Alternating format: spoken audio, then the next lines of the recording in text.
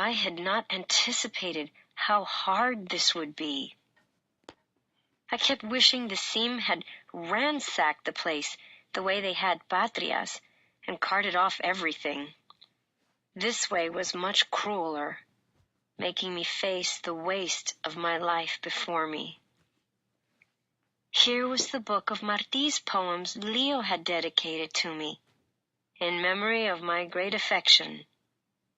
And the little ship I had stolen from Mate. What was it doing among my things?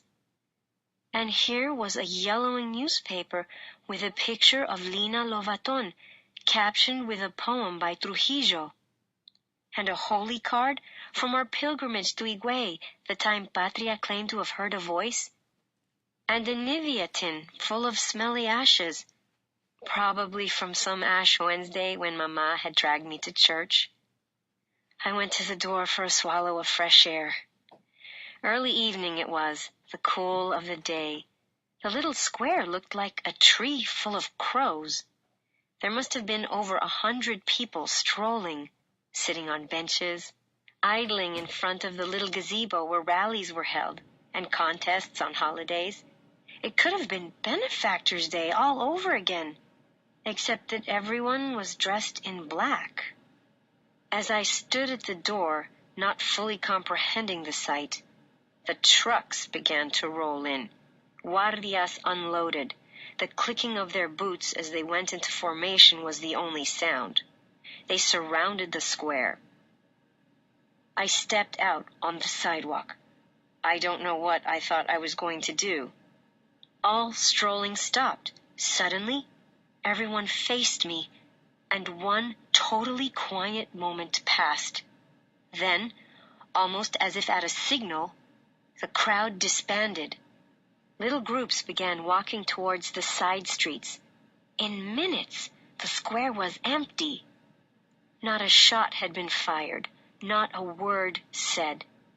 The guardias stood uselessly around the empty square for a while longer. Finally, they climbed back into their trucks and roared away. When I turned to go back inside, I was surprised to find Dede at the door, a frying pan in her hand. I had to smile to myself. My big sister had been ready to march right out and bang a few heads if a massacre got started. Back inside, the rooms were getting too dark to see. We wandered through the house, bumping into boxes, trying light switches, hoping to get a little more packing done. But the electricity had been cut off, and the oil lamp that had once lit the dark between our beds had already been packed away. Wednesday evening, when we got back, we found Mate in a bad state. She had had her bad dream from Papa's death. But this time, when she opened the lid of the coffin, Leandro and Manolo and Pedrito were inside. Every time she recounted it, she began to sob. "You're going to look awful tomorrow," I warned, hoping to appeal to her vanity. But Mate didn't care. She cried and cried until at last we were all spooked. To make matters worse, Tio Pepe appeared right after supper. His pickup was decked with paper flags and a banner proclaiming, "Welcome, Jefe, to Salcedo Province." The Seam let him right in. "Quite a get-up you have there," I noted. Tio Pepe nodded wordlessly. When the nieces and nephews began clamoring for the little flags on the pickup, he snapped at them. Their mouths dropped. They had never seen their jolly uncle cross. "Time for bed," Mama said, ushering her brood of grandchildren towards the bedrooms. "Let's get some air," Tio Pepe suggested. Patria, Mate, and I grabbed our shawls and followed him outside. Deep in the garden where we always went to talk, he told us about the gathering he'd just come from. There had been a reception honoring El Jefe at the mayor's house. A list of all the people that Trujillo wanted to see there had been published in the local paper. Tio Pepe's name had been on it. "Epa, Tio," I said. hobnobbing with the big guys. He wanted me there because he knows I'm related to you. Tio Pepe's voice was only a whisper above the trilling of the cicadas. From the house, we could hear Mama getting the children ready for bed. Put on your pajama bottoms right this minute. No doubt she was scolding my little hellion. Without his father, that boy was growing up a handful. He's by the big punch bowl, surrounded by his flies. You know how shit attracts flies. Forgive my foul mouth, girls, but nothing else fits this devil in human form. Surrounded by those men, you know, Maldonado and Figueroa and Lomares and that Peña fellow. They're all saying, "Ay, jefe, you've done so much good for our province. Ay, jefe, you've raised strong morale after sanctions. Ay, jefe." Tio Pepe crooned to imitate the cronies. El jefe keeps nodding at this pile of horse shit, and finally he says, looking right at me. I'm standing at my post by the Salcedo farmers, filling up on those delicious pastelitos Florin makes. And he says, "Well, boys, I've really only got 2 problems left. If I could only find the man to resolve them." Then he goes quiet, and I know and everyone else knows. We're supposed to ask him, what are those problems, and can we please be the men to resolve them? Sure enough, the biggest shit lover of all, Peña, says, "Jefe, I am at your service. Just tell me your problems, and I'll give my life if need be. Blah, blah, blah." So El Jefe says, "Brace yourselves now," he says, looking straight at me. He says, "My only 2 problems are the damn church and the Mirabal sisters." I felt the hair rising on my arms. Mate began to cry. Now, it's no reason to get alarmed."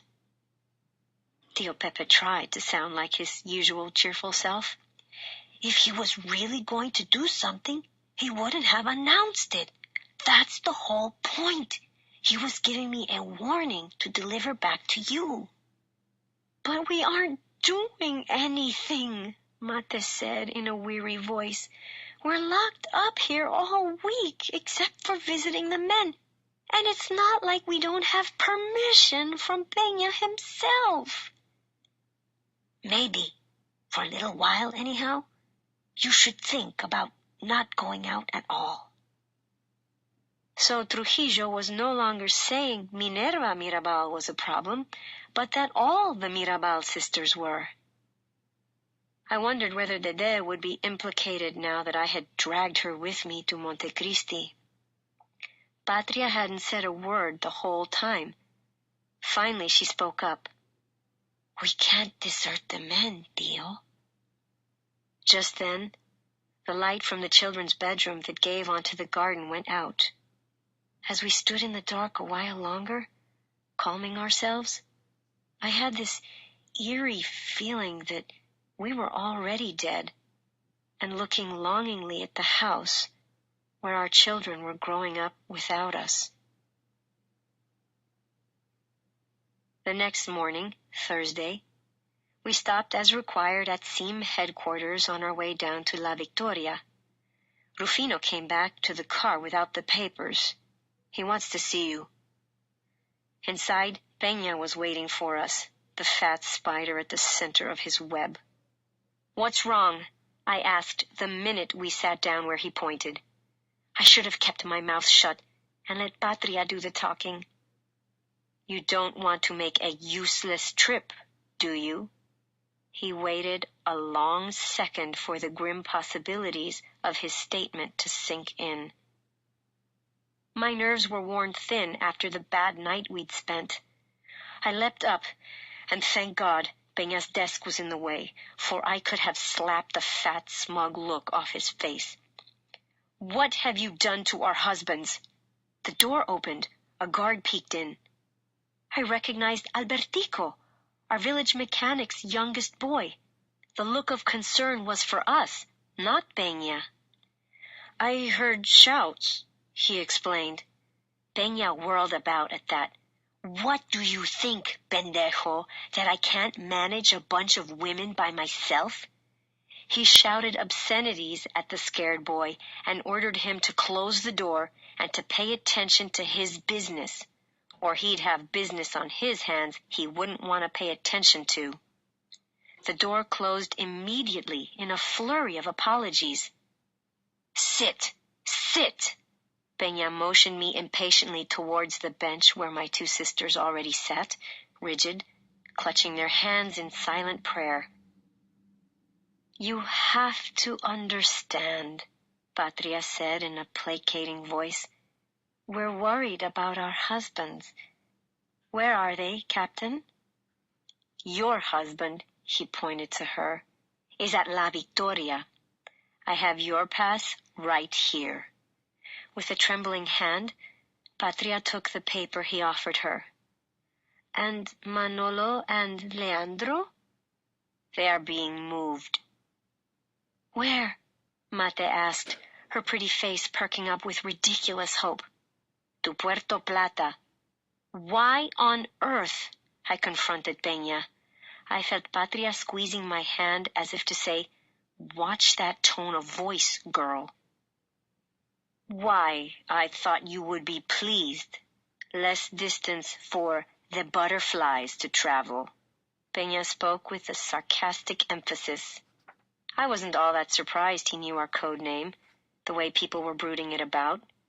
Still, I didn't like the sound of it in his mouth. Visiting days in Puerto Plata are Fridays, Peña was explaining to the others.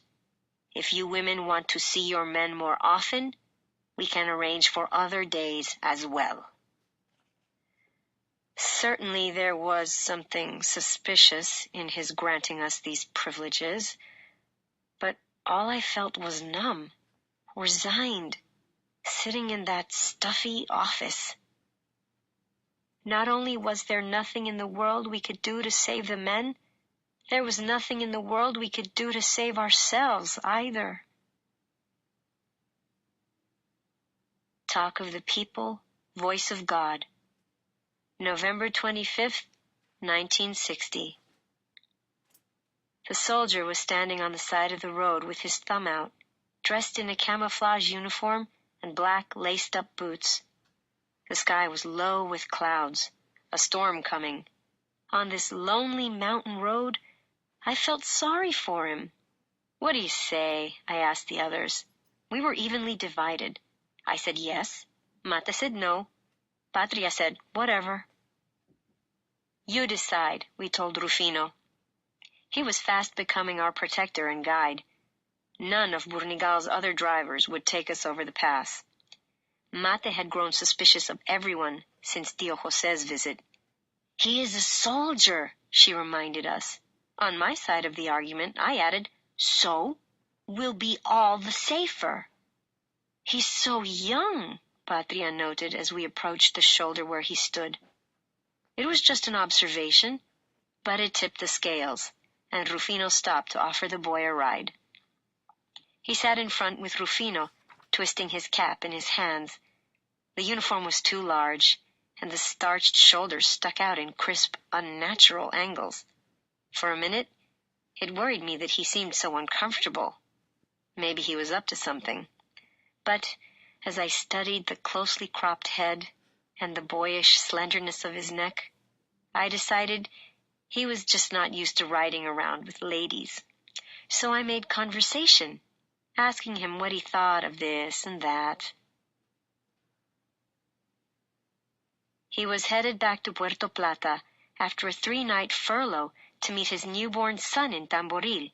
We offered him our congratulations, though I thought he was much too young to be a father, or a soldier for that matter. Someone was going to have to take in that uniform. Maybe we could do alterations in our new shop. I remembered the camouflage fatigues I'd sewn for myself last November. Ages ago, it seemed now. The exercises I used to do to get in shape for the revolution. Back then, we believed we'd be in these mountains as guerrillas before the year was over.